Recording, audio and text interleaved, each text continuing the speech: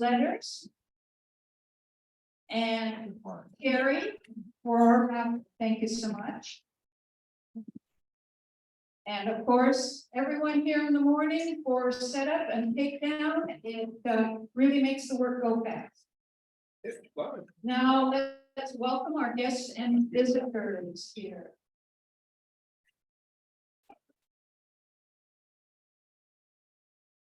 Good morning. I would like to introduce, well, first of all, on my right is Susan Mark Raymond. And a special guest, and somebody you are going to be seeing for the next couple of months, Elena, who is, please stand. Elena is the mother of Gian Bernal. Many of you remember our former exchange student from Zaragoza, Spain. And Elena is here to join us and spend time here in Sonoma County. And she will be working on her English. I can give you sorry.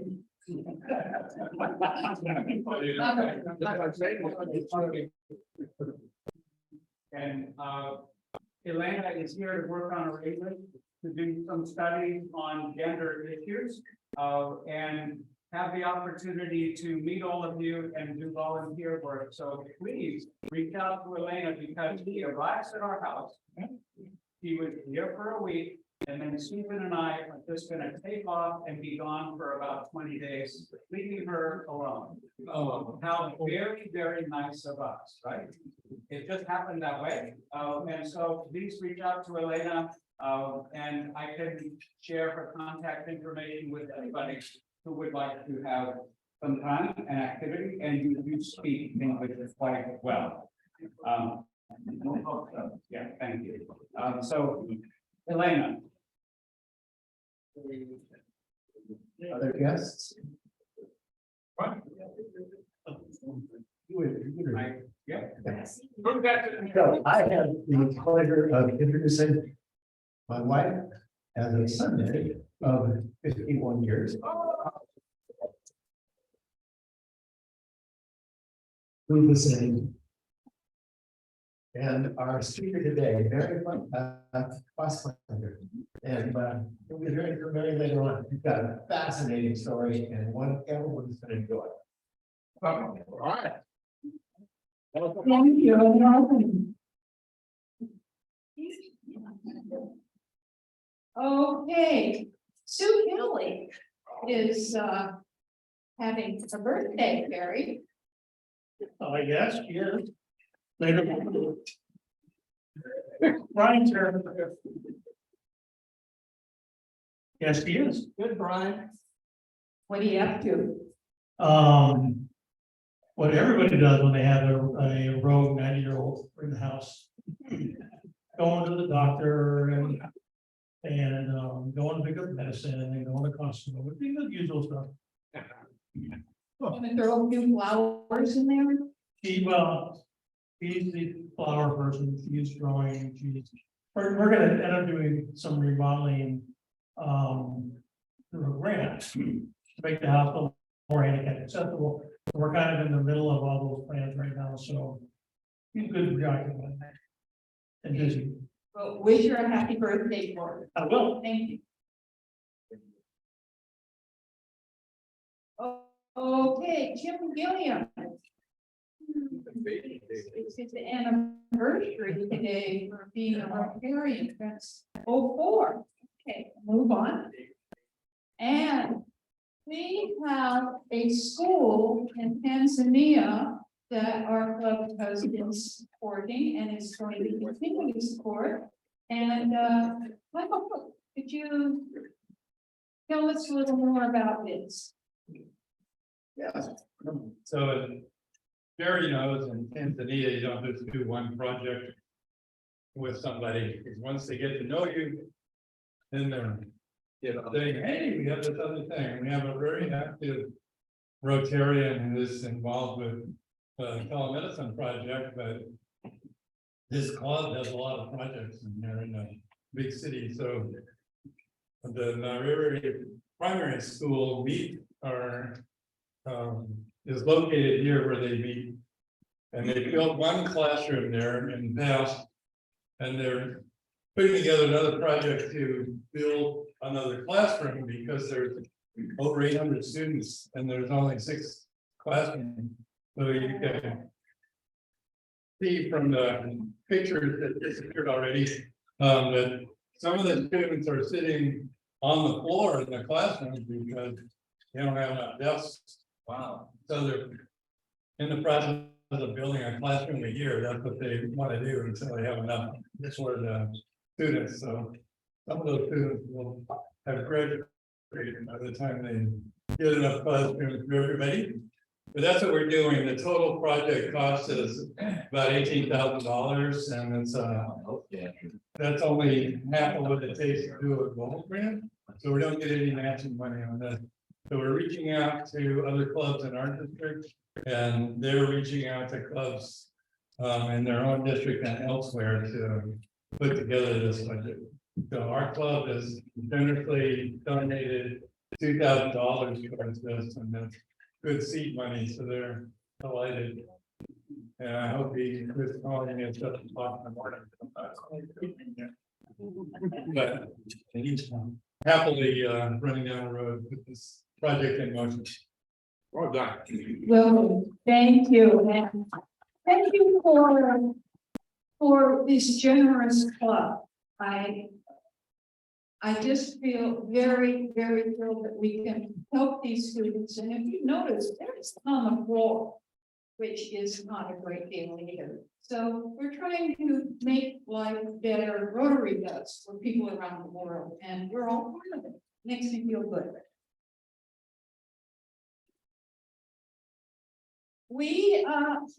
David, you sent me this with our exchange students. What's going on here? They're in Disneyland. So, we should have seen it. They all were meeting at a hotel in San Francisco, hugging each other, being excited, getting ready to go on their trip. Our international students in this district were joined by ones from others, and they're having a fabulous time and are actually sending photos. And here's another one with a whole group of them. And there's our Sarah, which she's just such a delight. Gonna miss having her here at the meetings. Know that.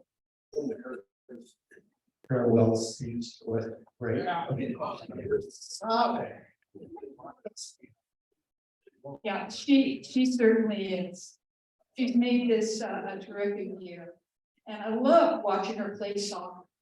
She was really something. And Joe, you've been out in the woods. Well, it wasn't quite the woods, but yeah, here in Yosemite is spectacular. As you might imagine, the water is unbelievable. It was truly once in a lifetime situation with the snow melt up there. It was great, very crowded, a lot of fun. And while I got the money, thank you for this.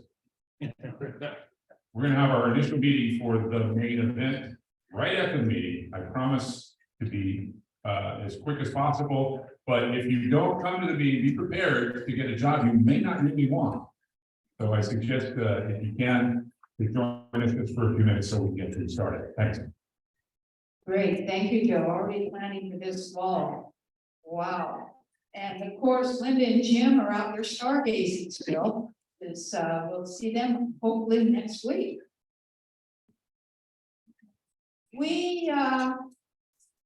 Monterey.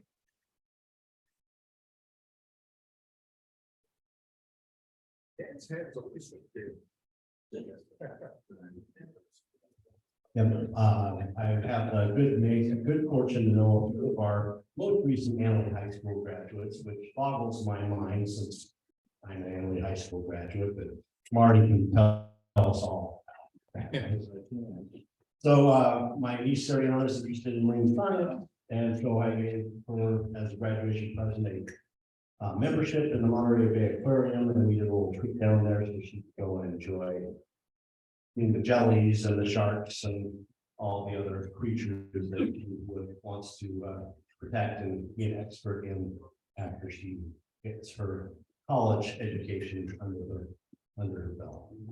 We had a great time, and I'll make that donation to the Rotary Foundation to honor and celebrate her graduation. Thank you, Dan.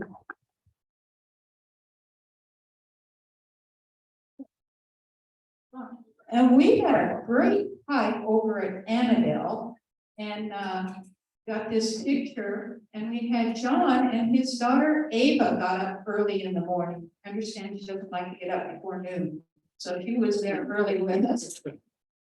And yeah, it was just a terrific trip.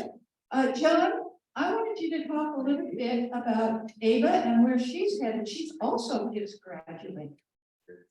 Yeah, it was a very nice Father's Day gesture of her to, the day before we left, say, Dad, I will get up earlier than I think I've ever gotten up, to accompany you on a hike. And she was very gracious. It was fun. She's headed off in September for Portland State University. Oh, yeah. And she's graciously invited our exchange student, Melissa Namotevi, to have her bedroom the very day she leaves.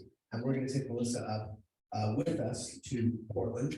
We're going to stop in Ashland, take her to a show. So Melissa, on her first week in our house, will be seeing the Wild West and the university. Thanks to Ava.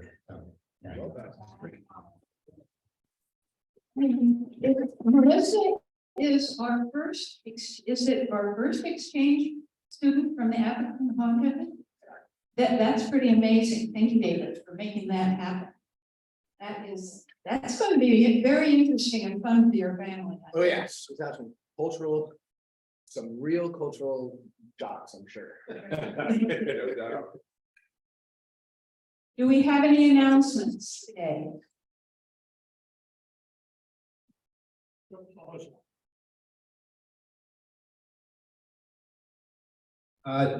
It's sort of an announcement, but just, I just want to give a shout out to Charlie Johnson for all his 2 or 3 years of work at getting quality people to come to the meetings, and really appreciate it, Charlie. And then one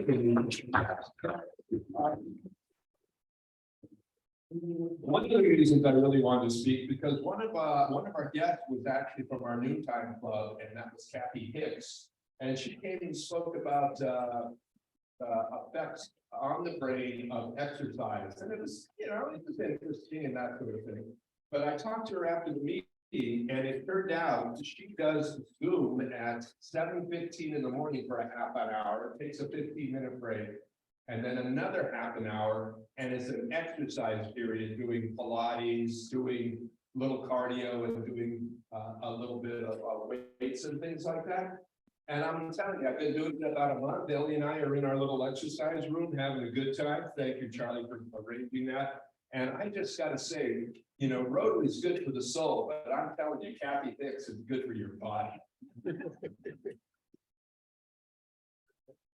Thank you. Just an opportunity next Wednesday, mark your calendars, a week from today, so the 20th of June, 2 to 4 p.m. We'll have a chance to go help out at the Redwood Empire Food Bank. A good turnout there, so love to see as many of you who can fit in your schedule there. Yeah, just a reminder that the grant we will be applying for in the month of July needs to be submitted by the end of July. We have the potential of raising about $12,000 in matching funds if we work with the Noon Club. So we're looking for a project, and if you've got one in mind, please see it right away. I sent mine in to you. Great, thank you. Any more announcements? All right, now, anybody feeling grateful here?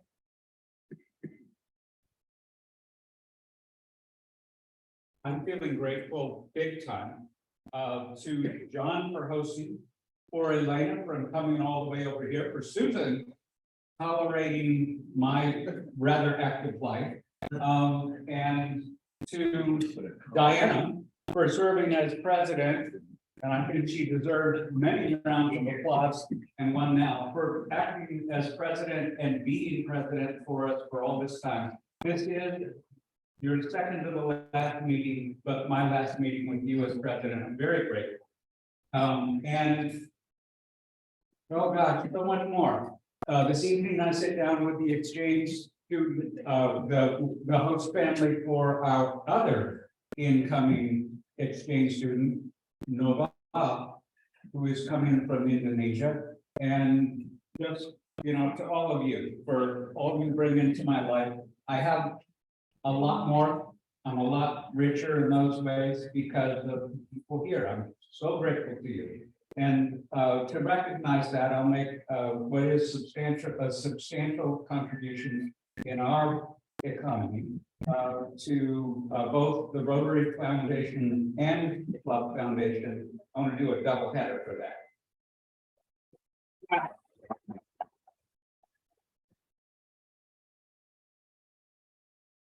I'm grateful because, there was a Rotary International Convention at the end of May, and we got a booth at the House of Friendship, and that was great.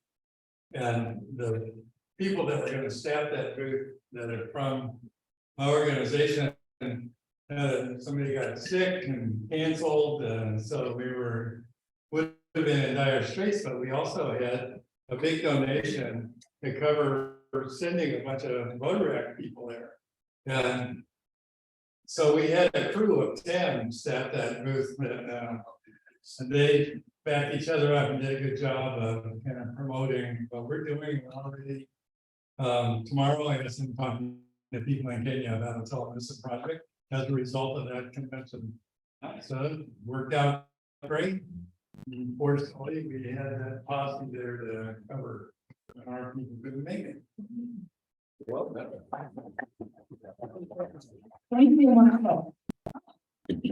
One more quick one. Really grateful on Sunday, Father's Day, I heard, my son went up to this festival in Seattle and they canceled the second day of the festival and it was really worrisome. And the vaccine came home last week, so grateful. yes. I'm grateful for my two children. My daughter, both of them were exchange students this summer in France with Rotary, but my daughter's spent the last year in Anchorage working at a school as a speech pathologist. And she has the summer off, so just spent a week with their boyfriend who's a fisherman, and we went out salmon fishing for a week.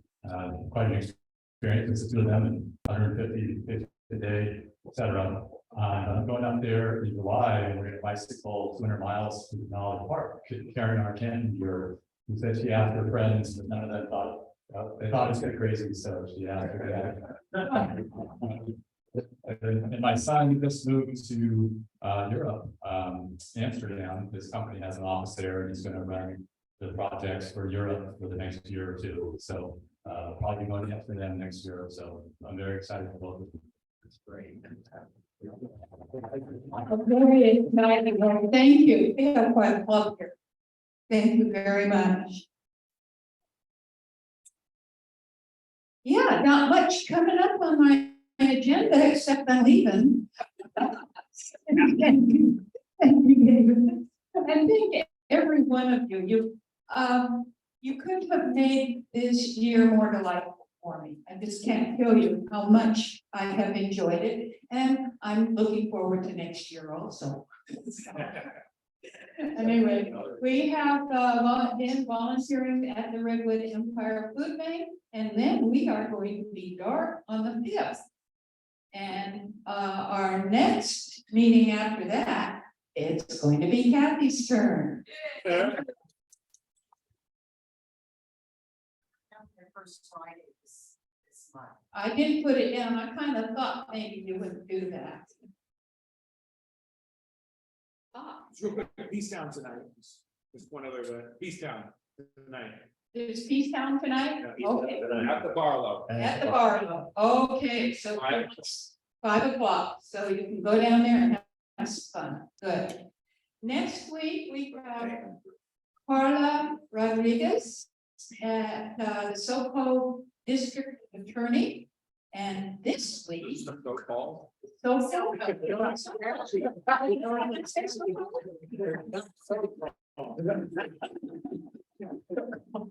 Okay. And now invite Maria, and Charlie's going to switch over here for her slides. Thank you.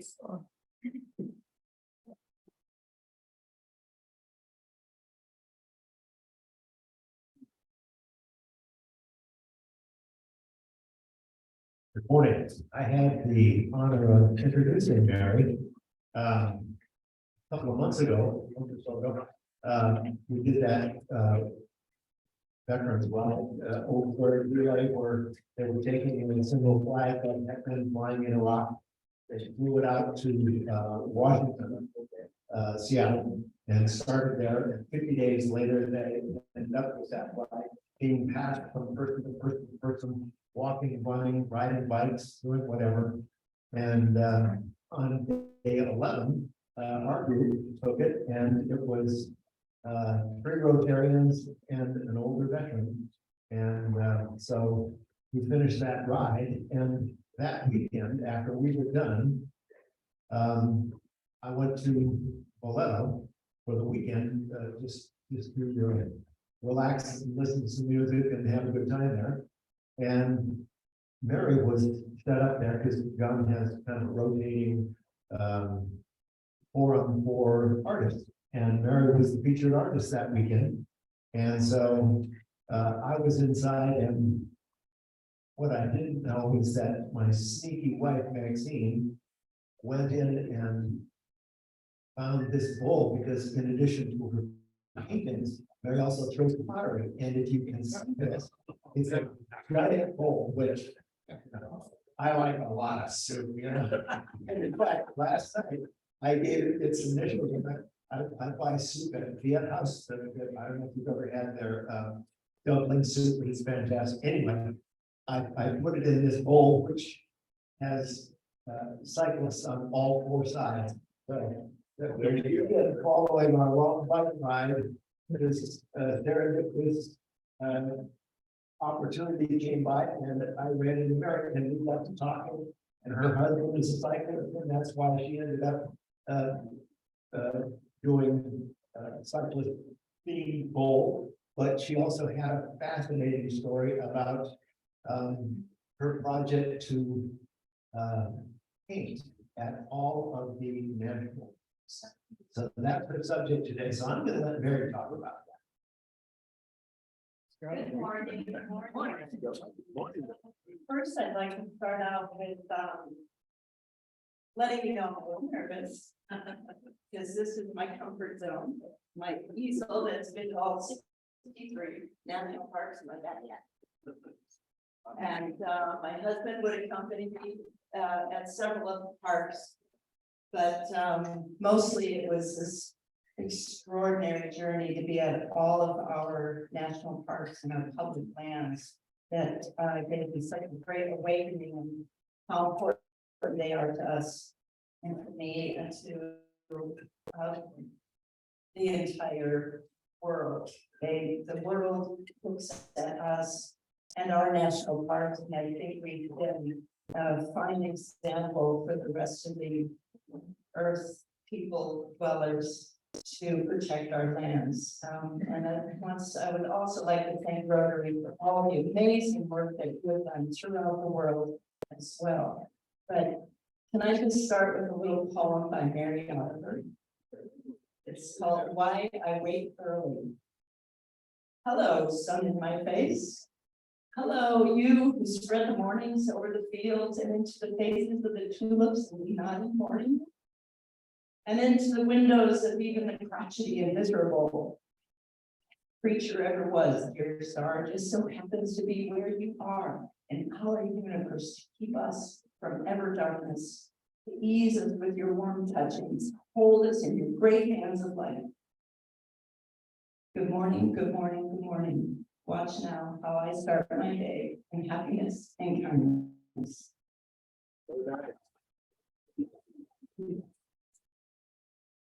My voice is a little crackly because I'm nervous.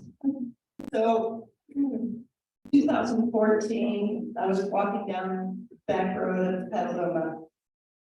And I was pondering at how I could make a difference with my art, because my art came to me in such a special,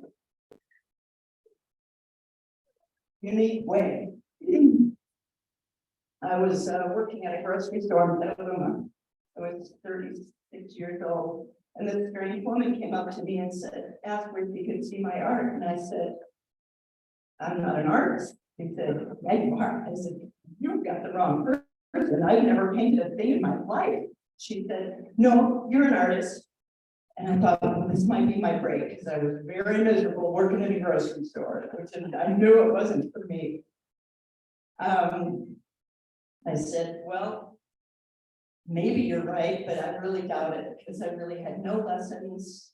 I had never even drawn a stick figure before. And she said, go out and get the book drawing on the right side of the frame. So that day, November 22nd, 1994, I went out and got that book. And it changed my life. I started working it, and within 6 months, I was a portrait painter. I'm from a family of 12 kids. I'm the 10th of 12, and there was never an opportunity coming from such a large family to find what each individual's strengths or talents were. We mostly took care of each other. And that seemed to be enough in our giant family, and it still is. So I'm just going to read to you a little bit about, is it Mike? Okay.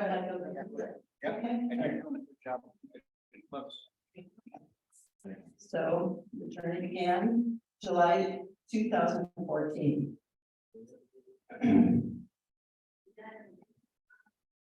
And this is an excerpt at the beginning of my national parks book that I'm currently writing about parks.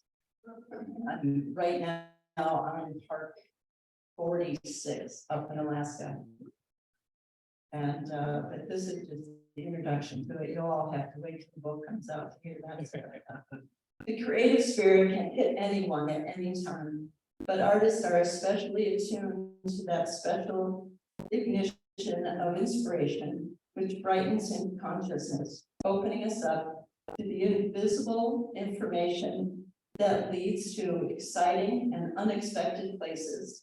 This particular brand of unexpected and life-altering inspiration found its way to me while I was strolling down a rural road in the place that I had called home for 40 years, Petaluma, California. There was a dilemma I was wrestling with. I had had an intense desire to somehow make a difference with my art, to share it in a new and wider way. Art had come to me truly as a gift out of the blue and changed the entire direction of my life for the better. It was a gift that I could not and did not want to contain or wanted to share my gift. But how? And why was I so focused on this? I questioned myself. Was this desire to share my gift a selfish quest or an altruistic one? If my art makes a difference to others, doesn't it mean that I will gain from this endeavor? So who really am I doing this for? And what would it look like to make a difference? How would I know that I was making that difference? I had many, many questions, and I realized that sometimes you just have to jump into that query and find the answers. So gain or not, make a difference or not. It was time to walk my talk and to do something bold as a way to share my gift. The weft of inspiration settled into my psyche like fog drops from the daily ocean winds that come from across and over the hills and into Petaluma. And after a few more walks down that rural road, I began to see the shape of what I would do that would make that difference. The inspiration spoke clearly. I made the decision to visit and paint Very fine. On location, on plein air, which means to paint in the open air. Every national park in the United States. All in all, at the time, there were 59 parks, including the ones in the US territories, which are American Samoa, Virgin Islands. Yeah, I went there. I would venture out to every one of them and record the grandeur of our national treasures through my eyes and my paints. This would be the catalyst to give me where I would give back. It was the perfect fit, my profound connection to nature, combined with the wilderness and wildness of the places and the many varied feral settings and beings that the national parks protect. The parks would be the perfect platform to share from. This revelation was just a partial answer to my quest and my questions. I wasn't sure exactly how my doing this would make a difference. I knew I wouldn't know and really couldn't know until I at least started this project. And I was willing to be patient. I might not even know once I had begun. But this course of action felt right. Inspiration requires one to take chances, and this was the chance I was willing to take. This was also the perfect time in my life to take on this crazy mission. I was 55 years old. My children were grown. My business at my frame shop was doing well, and my daughter was working alongside me, and I was comfortable in my own skin as an en plein air painter and portrait artist. Also, I was supported beautifully by my partner, Dusty, who was both encouraging and willing to part with me and be on his own without me for weeks at a time. Of course, there were obstacles to overcome. One of the biggest one was lack of money. I knew this could halt the project even before it began, but my heart wouldn't let it stop me. This project had a beat of its own. No perceived lack of money or time would keep me from doing it. On another Sunday, walking down the road, the architecture of the project came to me with ease and clarity. My goal was to begin and end the project within 4 years. This was extremely ambitious. I had met people who had spent the last 40 years trying to visit every park. So I knew that I had to be very focused and come up with a strict, disciplined plan. I would visit each park and stay as long as it took to capture the park in one painting, one chance. That could mean just several hours. This wasn't going to be a luxury journey, and my taskmaster was going to be time pushing me forward. 4 years was significant in other ways. 4 years would have been the time that I would spend in college if I had gone. I had never been an academic person. My brain just didn't function that way. I operated and am motivated by my heart, and yet I have often felt like I had missed out on a scholastic venture. So this would be my university experience. Experiencing the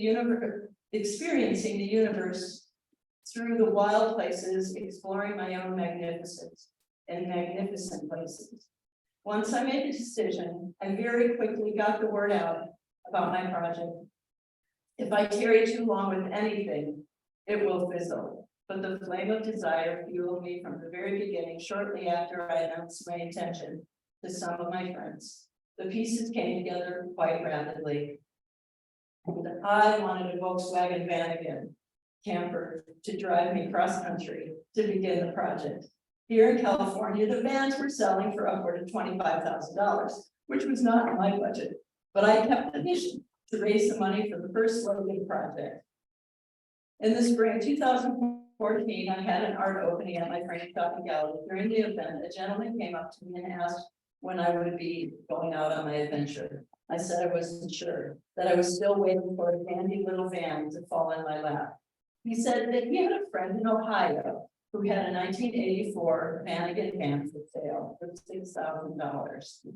I contacted the friend Had him take the van to a mechanic and get it checked out, and I bought the van sight unseen. Luckily, 1984 was when Volkswagens changed their more efficient water cooled system to a, that's not right, I didn't write that right. So they used to be air cooled and then they became water cooled in 1984. By July 2014, pardon me, I was on a plane going back to the Midwest from where I hail, Grace Lake, Illinois. My beloved brother had just fallen 30 feet from a tree, which left the left side of his body crushed. I needed to see him, and this would be a good time as any to start the project. It was an uncontested miracle that he survived. I believe it was divine protection, as he was the seventh son, born on the seventh son. On the 7th month, the 27th day, and he would be 57 the next week. I am number 10 in the big family lineup. This is a magical, protected place to be in a family. Even the orthopedic surgeon said that it was the only thing that made sense that Brother Mark had lived. He should have died within 15 minutes. Mark is a giant of a human being, physically and emotionally. He is the kindest of all brothers and is just a stoic, beautiful man. So there was a part of me that was crushed along with him when I heard the news. After visiting Mark in the hospital for a week, my twin sister Maggie and her husband Ron brought me to Perrysburg, Ohio, where I picked up the van that was waiting for me, and where I met its owners, Stephen and Nancy. I had a quick farewell with my twin, assuring her that they didn't need to stay. I planned to hop in the van and go off on my merry adventure. Nancy and Steve introduced me to the Westphalia, but we were off to a lackluster start. In fact, the van didn't start at all. The van didn't even turn over. My heart was racing, my head was pounding, and yet somehow I knew this was just a little glitch in the system. We checked the battery, and sure enough, lights had been left on, and she was gone, but she would recover. It was a Sunday afternoon, the auto comes were open, and I had to spend the night at the stranger's house. Well, really, truly, no one is a stranger. There is something I learned from my travels. We are all part of the whole, and once we know that, we will never feel alone. My new friend gave me a beautiful dinner, tucked me into bed, and rose in the morning to the smell of bacon and eggs and coffee. Bright and early, Steve and I headed to the automobile to pick up the battery, popped it in the van, and she fired right up. It didn't take me long to name her. I was always a big fan of Don Conrad. One of his stories is traveling with Charlie. Charlie seemed like a fitting name. Charlie and I went to the DMV and signed our marriage contract.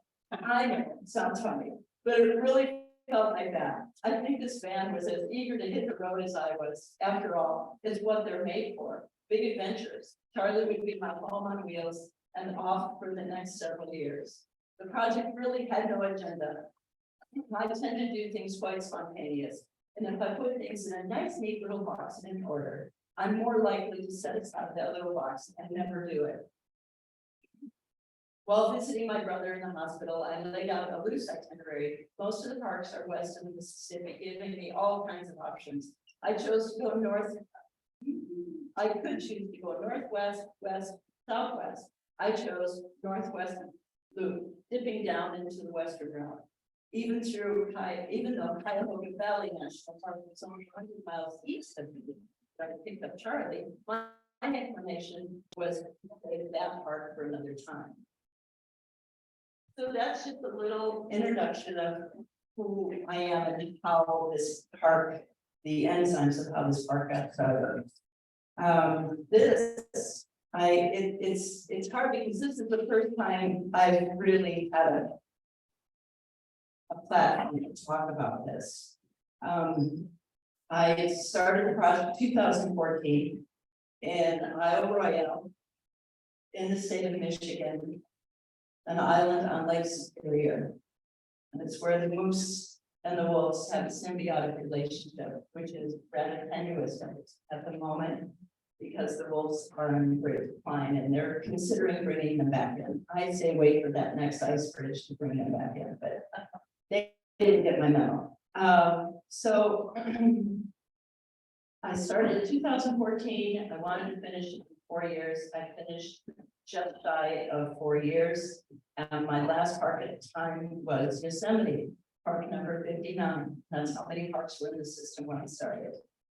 And it was it was the only park that actually planned when I would paint it, and it would be my last park because I'm a huge fan of Yosemite. So that night of my show, it was at the Arts Center. We got a new park that very evening. I had my inaugural show, and that was Gateway Park in St. Louis. And I knew at that moment that I would never finish this project.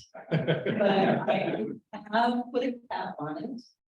We got a new park in 2021, New River Gorge in West Virginia. So, and I've been to, so we got 4 new parks since since the 59.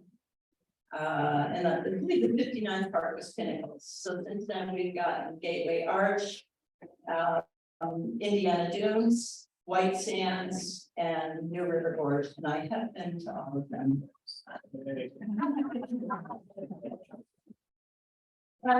Bill has this dandy easel. It's, you know, little works for wear, but it's still, I'm still very attached to it. It's a Soltec easel.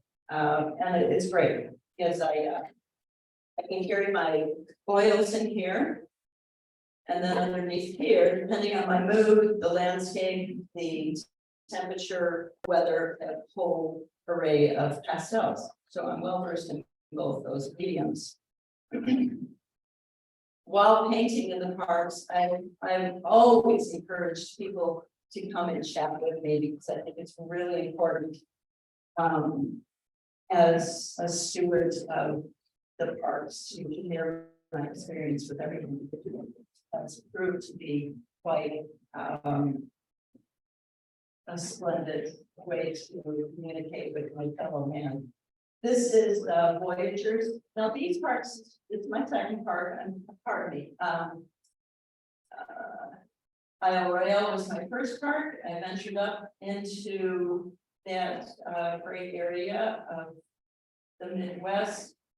And then Voyagers would be my second park. That is in Minnesota. I'm not going to tell you all the crazy stories because they can go on for days and days and days. When the book comes out, we're going to have a lot of fun with that. And then we have, let's see, we have Theodore Roosevelt National Park in North Dakota. And then we go down to Wind Caves in South Dakota. And then Badlands in South Dakota. Then they're good. And then Arches way over in Utah. And then I wrapped it up where my honey Dusty met me after hitchhiking from Petaluma. After not seeing each other for 3 weeks of talking to each other. He hitchhiked from Petaluma and he met me at Great Basin National Park. So those were the first 7 parks that I had done. And what a journey it was. So thank you all for listening. It was a pleasure to be with you.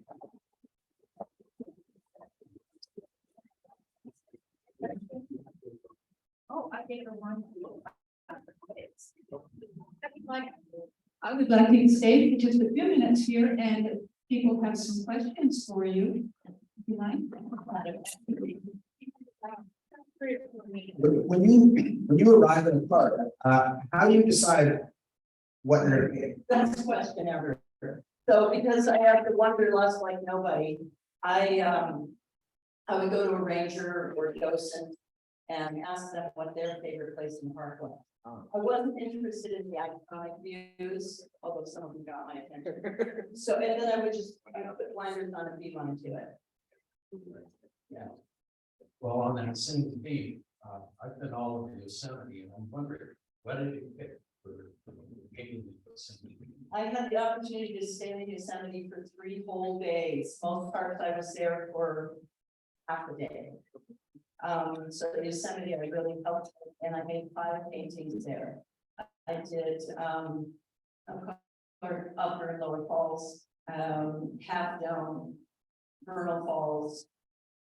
El Capitan.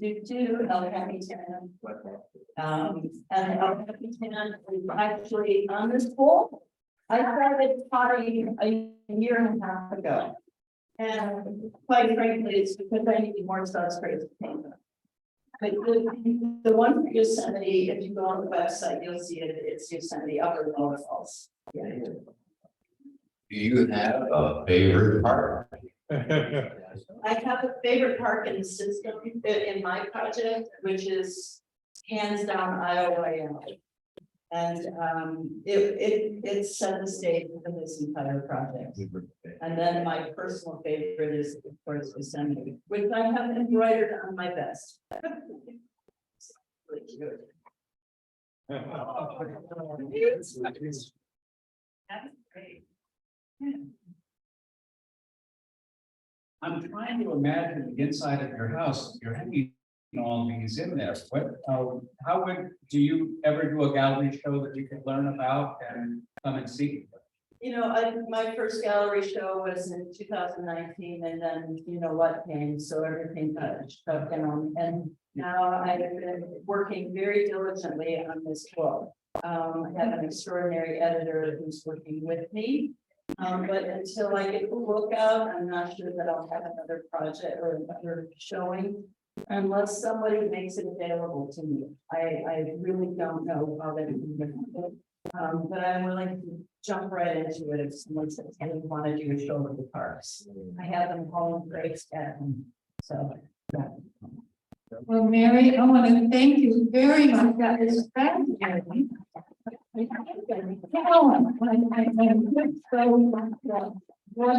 have you done? Fantastic. So a little thank you from our club for you for being our speaker. Appreciate it. And thank you. I thoroughly enjoyed it. You were a great presenter. Thank you. Hey. Terry's got the marbles. Oh, Don Martin Marble. Okay. I got a lot of money in the pot here, so. Yeah, I know, I lost $20 last week. You can take credit for those. Gotta get my money back. Gonna win. Ollie, come here. Yeah, good luck. It burns a hole in it. Ollie's drawn for you. It's idle, it's just fucking dirt, so. Oh. Red marble, and copper bag. And usually struggle to pick out the most odd person I've ever heard. Man, it's a speaker. Imagine that. Take it. All right. Thank you. Mine. Mine. The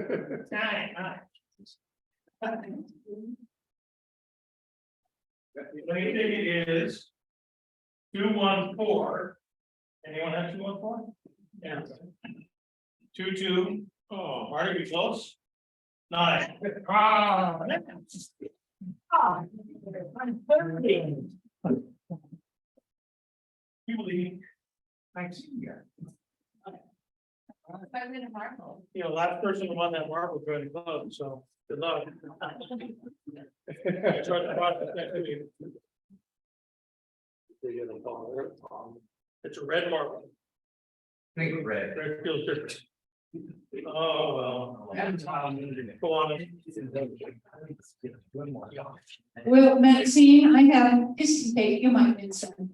Oh, thank you. Okay, thank you. I bet you were. All right, Rod, you have a joke for us? No. Golly, do we have anybody with a joke for us? I have one. There's a couple back here. Where's the other mic? Oh, I got it. Okay, are you two gonna fight for the mic? You both have your hands up. It's up. Give it, okay. I think it's on. Okay, so, here we go. Some time ago, teacher told my class that, said, you don't have to learn how to spell, because in the future you will have autocorrect. And, for that, I am eternally grateful. Thank you. Well, we've got 2 minutes, so are we ready for our song, Joe? All right, let's get a little meeting event right after this. And here we go.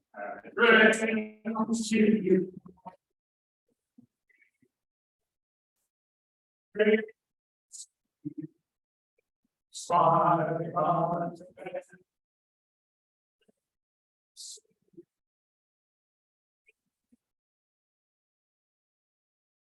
Ding. Yeah. Well, I'm waiting for my